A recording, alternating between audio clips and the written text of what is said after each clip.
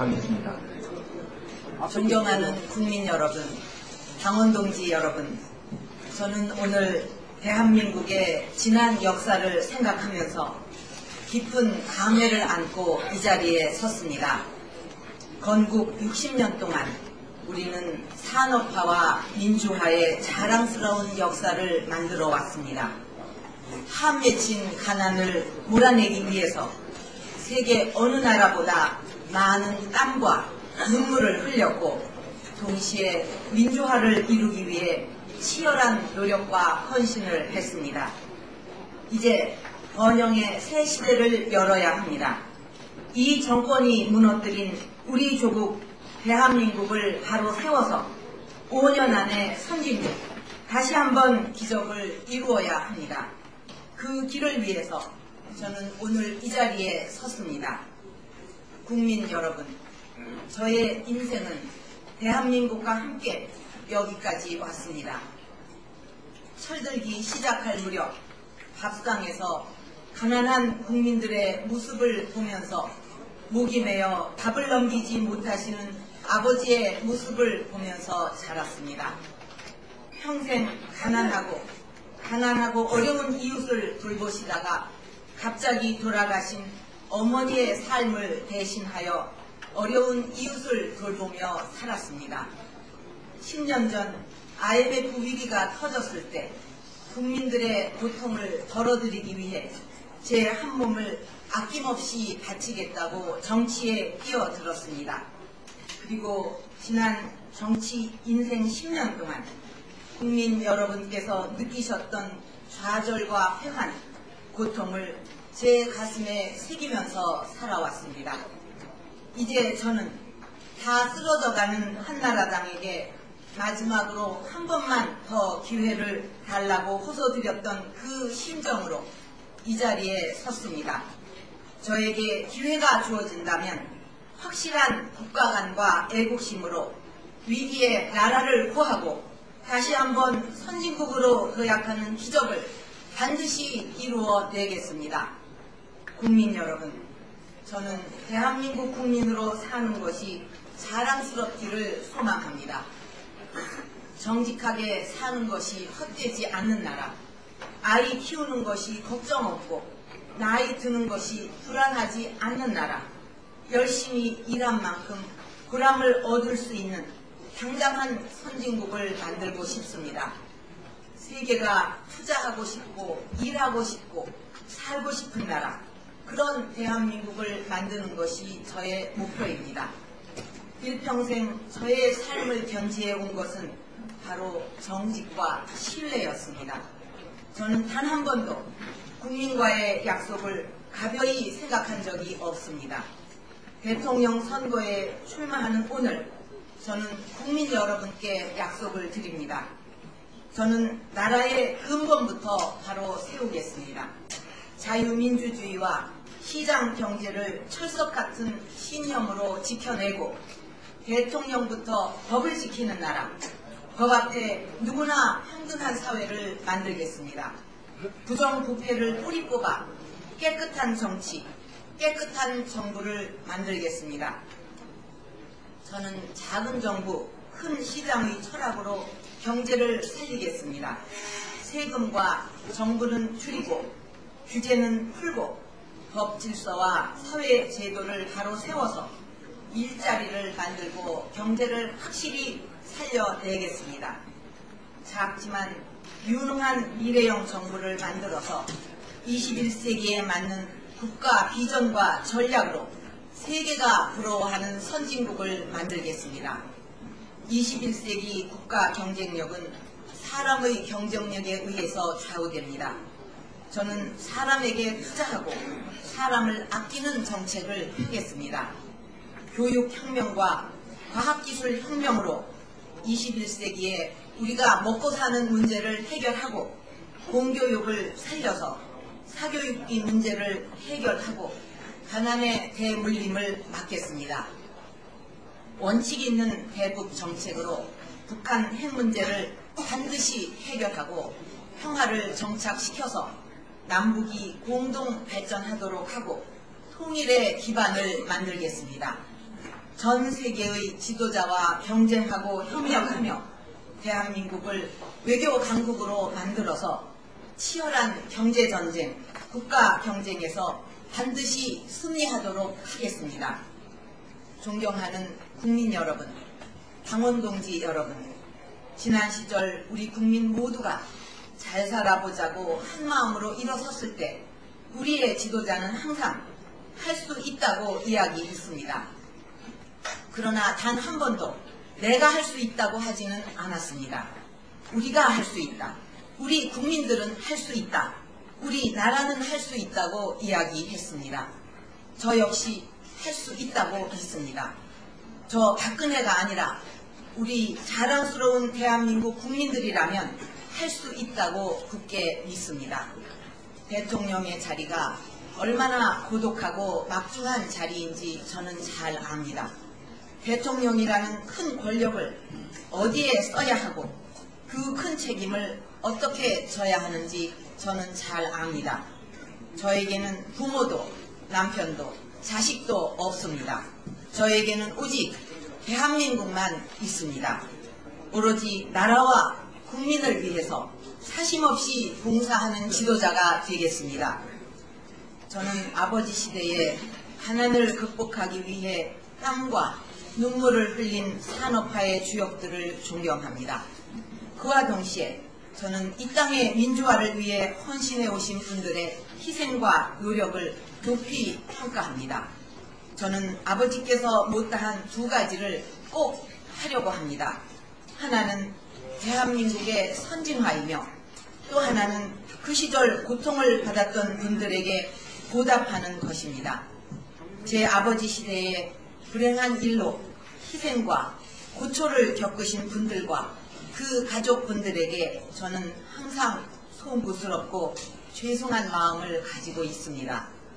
제가 진심으로 이분들의 희생에 보답하는 길은 민주주의를 더욱 꽃피우고 나라를 잘 살게 하는 것이라는 점을 잊지 않겠습니다. 저는 이제 미래로 나아가고자 합니다. 산업화, 민주화 세력이 손을 잡고 새로운 선진 한국을 건설하고자 합니다. 이념 화합, 세대 화합, 지역 화합의 국민 대화합으로 번영의 새 시대를 열겠습니다. 그 길을 국민과 당원 동지 여러분과 함께 가겠습니다. 12월 19일 대통령 선거에서 반드시 승리해서 국민 여러분과 당원 동지 여러분의 뜨거운 사랑에 보답하겠습니다. 감사합니다.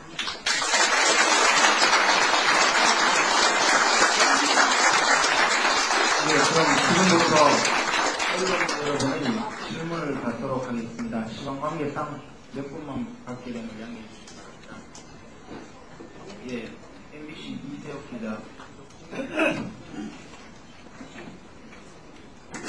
MBC 이세혁 기자입니다. 연설문에 보면 과거와의 화해를 특히 강조를 많이 하셨습니다. 물론 지난 2004년도에 김대중 전 대통령님을 뵀을 때와 비슷한 취지의 말씀을 하신 건데 당신 개인적인 차원이었고 이번에 공개적인 차원이라는 점에서 좀 다른 것 같고요. 그렇다면 경선과 대선을 준비하는 과정에서 구체적으로 화해 부분을 어떻게 실현하실 건지 구체적인 계획이나 방법이 있으시다면 좀 말씀해 주시죠. 산업화 시대와 민주화 시대에 헌신한 분들은 비록 가는 방법, 길은 달랐지만 모두가 그 국가와 국민을 위해서 그 자기의 위치에서 나름대로 최선을 다한 분들이라고 생각을 합니다.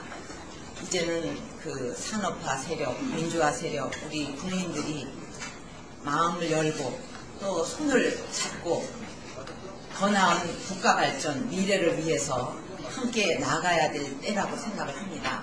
그렇게 해야만 우리 경제도 살릴 수가 있고 또 우리가 원하는 선진 한국 건설도 이룰 수가 있다고 생각을 합니다. 저는 꼭 우리 국민 모두가 화합해서 하나가 되는 그런 100% 대한민국을 만들고 싶습니다. 그래서 제가 지금 조금 전에 그 시절에 아버지 시대에 본의 아니게 불행을 당하신 분들께 사과를 드리는 것은 정말 저의 진심과 충정을 담은 그런 말씀입니다. 또 그 김대중 전 대통령에 대해서도 마찬가지입니다. 그분은 지금 이제 그 대통령직을 은퇴해서 국가 원로십니다. 그렇기 때문에 전직 대통령으로서 국가 원로로서 제가 그 대우를 해드리는 것입니다. 그분과의 그 관계를 이용해서 무슨 정치 세력을 만든다거나 이용을 한다든가 저는 그런 것은 옳지 않다고 생각을 합니다. 제가 호남 지역이라든가 그런 좀 취약한 지역에 자주 내려가고 또 그분들과 대화하고 한 것은 어떤 일시적인 표를 얻기 위한 것이라든가 어떤 세력과 연대를 하기 위해서거나 그런 것이 결코 아닙니다. 그런 진실한 마음으로 힘듦을 터놓고 다가갈 때 같이 마음을 열고 화해가 이루어질 수 있다. 그런 그 생각에서 그렇게 한 것입니다. 예, 다음은 YTN 장민수 기자 질문하시죠. 사실 이 당이 검증공방으로 상당히 소란스럽습니다. 당에서는 상대 후보에 대한 부당이 도를 넘어섰다는 판단에 일부 의원들이 윤리위에 불구가 된 상태고요. 현재까지 박 대표께서는 침묵을 지키고 계신데요. 이 이전 시장 측에서는 네거티브 검증은 자해행위다 이렇게 밝히고 있는데 검증 공방에 대한 입장을 밝혀주시고요. 또 하나 이 상대 후보 측에서 박 대표에 대한 검증도 이제 필요하다 이런 입장인데 이 부분에 대한 설명도 부탁드리겠습니다.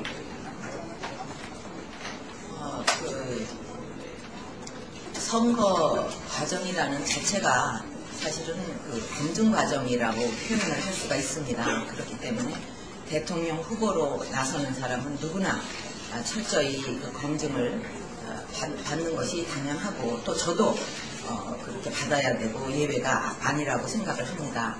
근데 이 대통령이라는 자리는 국민의 생명과 재산 그리고 나라의 운명까지도 맞는 그런 아주 막중한 자리입니다.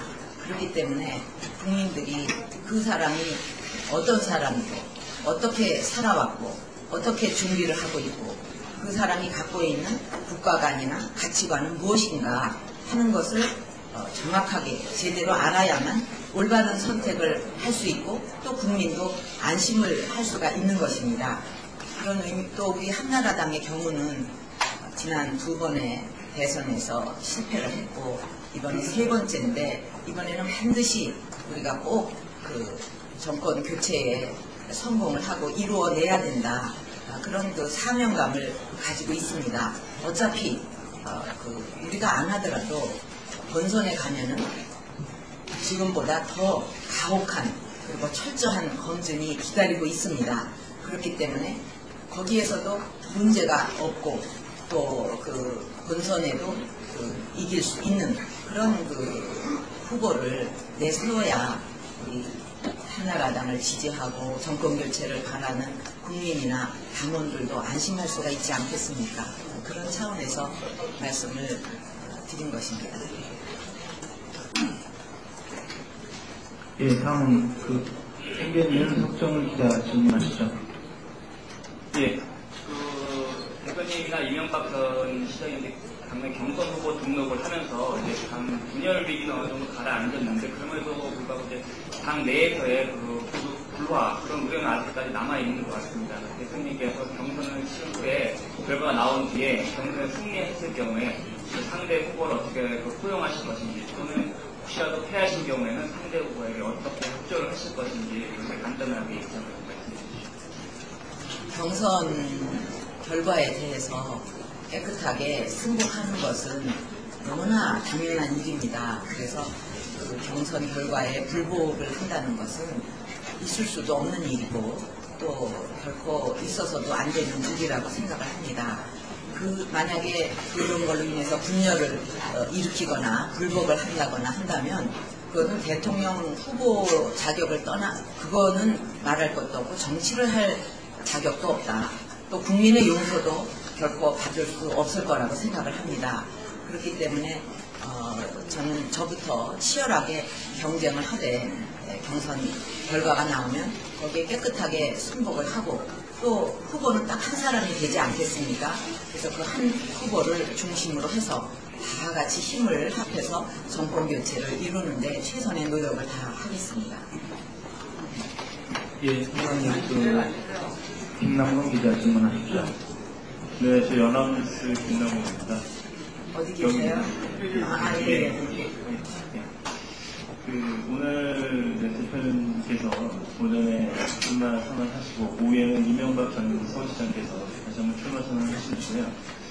대표님께서 생각하시기에 어쨌든 라이벌이 이명박 전 시장에 비해서 본인이 한나라당의 대통령 후보로 선출되어야 하는 이유는 무엇이라고 생각하시는지, 그리고 당 경선에서 최종 승리하실 경우 한나라당 대통령 후보가 되시는데 이때 본인이 대한민국 프로를 이끌고 갈 선장이 돼야 될 이유는 무엇이라고 생각하시고, 그리고 유력한 여성 대통령 후보로서 여성 대통령이 돼야 하는 여성 대통령의 어떤 장점 이런 거에 대해서 어떻게 생각하시는지 말씀 부탁드리겠습니다. 제가 지난 10년 동안 정치를 해오면서 나라 앞날에 대해서 많은 생각을 했고 또 제 자신이 어떤 소명 의식을 갖고 이렇게 나서기로 후보로 나서기로 결심을 한 것입니다. 지금 국민들은 너무나 지쳐 있고 또 피곤해하고 있고 힘들어합니다. 지금 우리나라가 어떤 경제적인 위기라고 하지만은 민생의 위기에다가 안보의 위기에다가 사회 분열의 위기에다가 이런 모든 위기가 복합된 그런 총체적인 위기를 맞고 있습니다. 왜 우리나라가 이렇게 됐는가? 가장 큰 원인은 바로 국가 지도자의 국가가 철학이 잘못되어 있었고 또 우리나라를 떠받치고 있는 그 자유민주주의와 시장 경제에 대한 그 확고한 신념, 이것이 잘못되어 있는 데서 가장 큰 원인이 있었다 이렇게 생각을 합니다. 그래서 저는 이제는 이런 걸 바꿔야 된다. 이제는 국민이 믿을 수 있는 지도자, 또 국민에게 아주 사심없는 마음으로 헌신하는 지도자가 필요하다. 이런 생각으로 제가 감히 그 역할을 하겠다고 결심을 하게 된 것입니다. 저는 어머니가 돌아가신 후에 한 5년여 퍼스트레디 역할을 대행을 하면서 대통령 자리가 어떤 자리인지 또 그 권력을 어떻게 써야 하는 건지 또 얼마나 그 자리가 사실은 외롭고 힘든 자리인지 이런 것을 생생하게 지켜볼 수가 있었습니다. 또 지난 2년 3개월 동안 제1당의 제1야당으로서 국정 전반에 대해서 누구보다도 풍부한 경험을 했다고 생각을 합니다. 그래서 저는 아주 무엇보다도 사심없는 마음으로 국가와 국민을 위해서 봉사하겠다 하는 그 신념으로 또 신뢰와 원칙을 바탕으로 해서 우리 잘못되고 있는 그 정책들을 획기적으로 바꾸고 국민의 마음을 하나로 모아서 선진 한국을 꼭 건설하고 싶다 하는 그런 꿈을 갖고 있습니다. 그리고 그 여성 대통령으로서의 어떤 장점이 뭔지, 과연 여성 대통령이 나올 수 있는지 이런 걸 질문을 하셨는데, 지금 우리나라는 제가 10년 전에 정치를 시작을 했을 때는 여성 정치인으로서 어려운 점이 참 많았습니다. 그러나 지금은 여성이기 때문에 정치계에서 불가능한 것은 없다 이런 생각을 합니다. 또 우리 국민들은 굉장히 어느 나라보다도 역동적이고 변화를 이렇게 수용하는 그런 국민이고 또 빠르게 우리나라도 변하고 있습니다. 세계적으로도 많은 여성 지도자들이 부상을 하고 있고 그런 나라들을 보면 국민의 소득도 올라가고 더 투명하고 부정부패 없는 그런 나라들이 되고 있는 것을 이건 거의 공인된 그런 사실입니다. 그래서 그런 여성 대통령이 우리나라에서도 얼마든지 나올 수 있고 또 여성 대통령의 출연이다 하면 그 자체가 우리나라로서는 엄청난 변화라고 생각합니다. 사실은 뭐 남자냐 여자냐 이것이 중요한 것이 아니라 누가 믿을 수 있게 국정 운영을 잘 하느냐, 뭐 결국은 그게 중요하다고 생각을 합니다. 예, 오마이뉴스 김진희 기자 질문하십시오. 예, 방금 여성 지도자 얘기를 하셨는데요. 이제 대처리즘을 들고 나오셨습니다. 그런데 이에 대해서 영국 내에서 이제 평가가 엇갈리고 있고요. 우리나라의 경우에 노동계의 반발이나 복지 예산을 그럼 축소하겠다는 거냐 하는 의문도 나오고 있는 상황입니다. 근데 왜 하필 이 시기에 대처리즘인지, 그리고 노동계의 반발이나 복지 예산 부분을 어떻게 하실 건지 궁금합니다.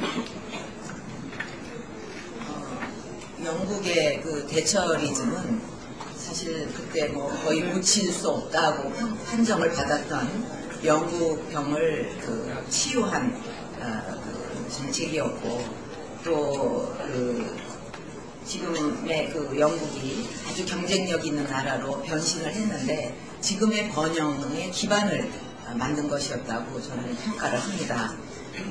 지금 프랑스의 새 대통령 사르코지 새 대통령에 대해서도 이코노미스트의 어떤 기사를 보니까 그 프랑스의 대처리즘이다 이렇게 평한 거를 봤습니다. 그만큼 어떤 대처리즘이 경제를 살리고 번영을 부과하는데 지금도 유효하고 평가를 받고 있다는 증거라고 생각을 합니다. 근데 대처리즘하고 제가 추구하는 정책하고 비교를 하면 대처 전 총리 경우에는 세금 감면 그리고 과감한 규제 개혁, 개혁을 통해서 또 기업가 정신을 고취시킴으로써 그 영국의 경제를 살려냈습니다. 그리고 그 법질서나 국가기강을 무너뜨리는 집단 그 이기주의에 대해서는 단호한 그 대처를 했고, 규모는 작지만 해야 할 일은 똑부러지게 하는 그런 작은 정부를 만들었습니다. 그런 점에서는 제가 추구하는 방향하고 같습니다. 그런데 복지를 중시한다는 점에서는 제가 복지를 중시한다는 점에서는 저하고 좀 다르다 그러면 그렇게 생각을 합니다. 우리나라 경우는 지금 저출산 고령화 이 시대로 자꾸 접어들어 가고 있기 때문에 벌써 지금 우리 사회가 그 고령화 시대가 되지 않았습니까? 그래서 이거에 대비하기 위한 복지정책 강화가 아주 굉장히 꼭 필요한 상황이라고 생각을 합니다. 그래서 저출산을 대비해서 보육 정책을 강화하고 또 그 고령화 시대에 걸맞는 그런 그 연금 제도라든가 노인 복지 이런 것은 결코 소홀할 수가 없는 이런 것은 강화돼야 되는 정책이라고 생각을 합니다. 그래서 저는 그 경제 성장을 통해서 일자리를 많이 만들고 또 빈곤을 줄이면서 이런 복지 정책을 강화해야 된다 하는 생각을 가지고 있고, 한마디로 말씀드리면 성장과 복지 이것이 조화롭게 돼야 된다 하는 그런 것을 추구하고 있습니다. 예, 문화일보 권홍준 기자 질문하십시오. 후보님, 문화일보 권홍준 기자입니다. 여기 있습니다.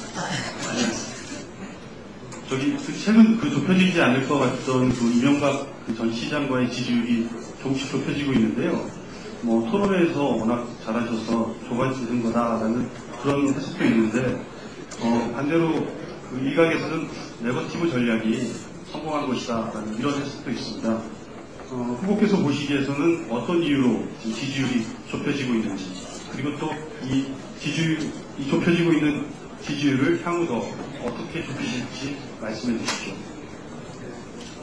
지난 광주와 부산에서 경제와 교육 복지에 대한 그 정책 토론회가 있었습니다.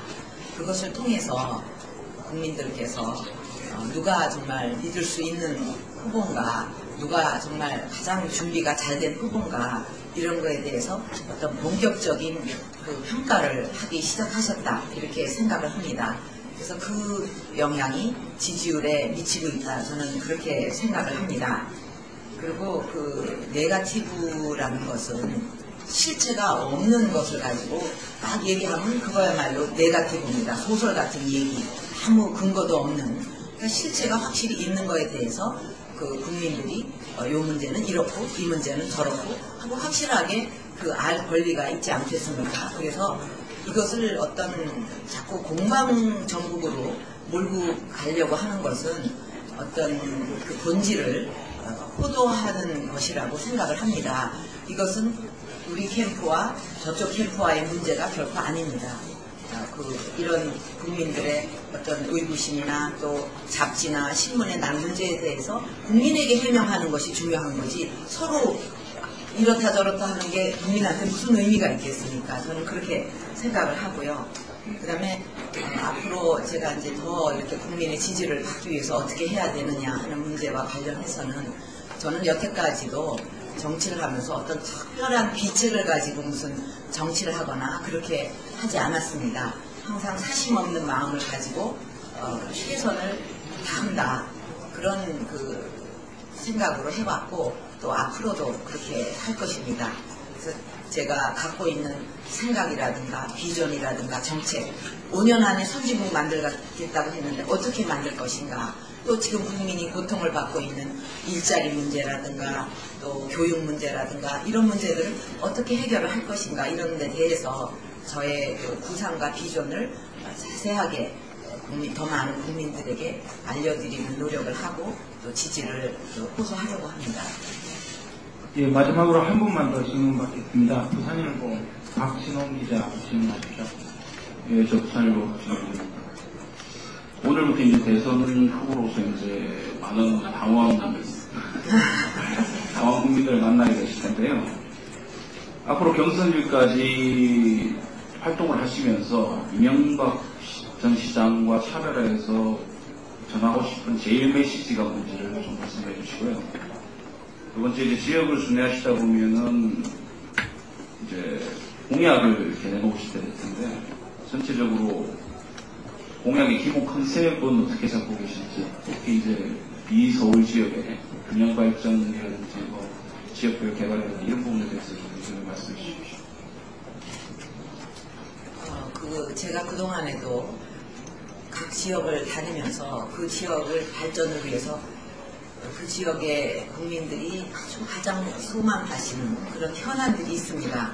또 우리가 정책적으로 검토해 볼 때도 이런 일은 그 지역 발전을 위해서 꼭 해야 되겠다. 국가적인 차원에서 지원을 해야 되겠다 하는 문제들에 대해서는 적극 지원을 하고 또 앞으로는 그 지역 발전을 위해서 너무 중앙이 계속 간섭을 하고 또 그 지역이 차별, 그 어떤 특성을 가지고 하려고 하는 것을 중앙이 규제가 너무 많아서 그 프로그램을 제때제때 도입을 못하는 이런 일들이 있어서는 안 된다. 그래서 중앙에서 지원과 또 그 지역에서 할 수 있으면 그런 권한도 이양을 함으로써 그 지역 각자, 그 지역이 자신들의 발전 계획을 가지고 할 수 있도록 도와야 된다. 또 국가 차원에서 지원해야 될 것은 확실하게 지원해야 된다는 생각을 가지고 있습니다.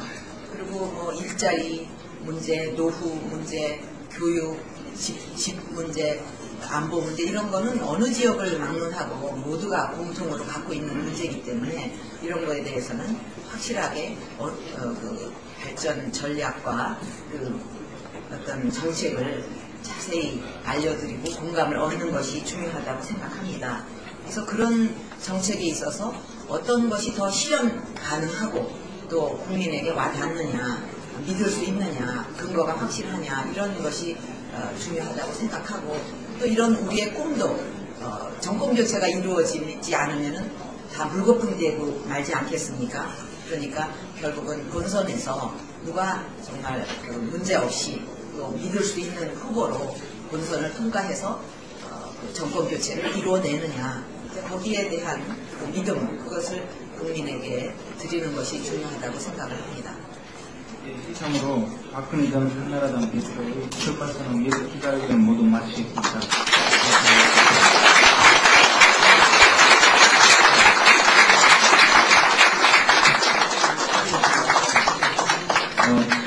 이 자리에 참석해 주신 의원님들, 당협위원장 여러분들께서는 오늘 11시에 캠프 사무실에서 간단한 만남의